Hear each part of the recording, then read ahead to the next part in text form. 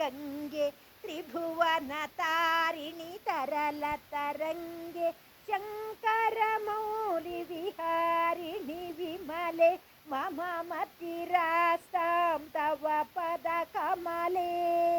भागीरथि सुखदायिनि मातः तव जल महिमा निगमोख्यातः नाहं जाने तव महिमानं पाहि कृपा महिमामज्ञानम् हरिपदपाद्यतरङ्गिणि गङ्गे हिमविधमुक्ता धर्मतरङ्गे दूरीकुरु मम दुष्कृतिभारं कुरु कृपया भवसागरपारम् तव जलममलं येन सीमितं येन निपीतं परमपदं खलु तेन गृहीतं मातर्गङ्गे त्वयि यो भक्तः किं तं द्रष्टुं नयमः शक्तिः पतितोद्धारिणि जाह्नवी गङ्गे खण्डितगिरिवरमण्डितभङ्गे भीष्मजननि हे मुनिवरकन्ये पतितनिवारिणि त्रिभुवनधन्ये कल्पलतामिव फलदां लोके प्रणमति यस्तां न पतति शोके पारावारविहारिणि गङ्गे विमुखयुवति कृततरलापाङ्गे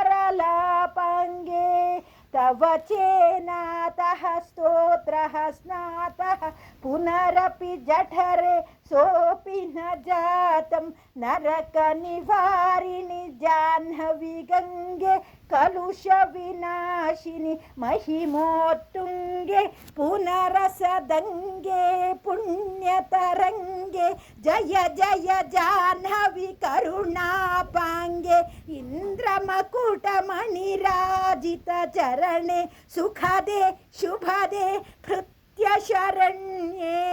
रोगं शोकं तापं पापं हर मे भगवति कुमति कलापं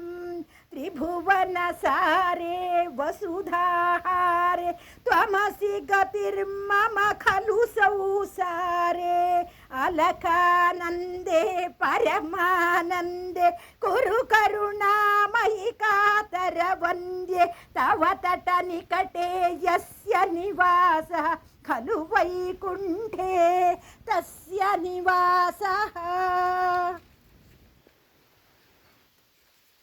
वरमिह नीरे कमठो मीनः किं वा तीरे शरटः क्षीणः अथवा शपचो मलिनो दीनः तव न हि दूरे नृपतिकुलीनः भो भुवनेश्वरि पुण्ये धन्ये देवि द्रवमयि मुनिवरकन्ये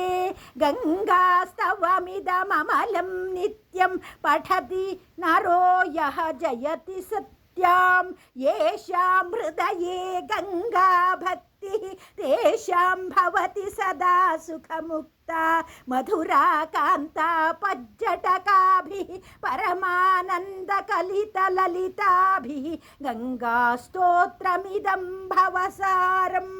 वाञ्छितफलदं विमलं सारं शङ्करसेवक शङ्कररचितं पठति सुखीस्तव इति च समाप्तः।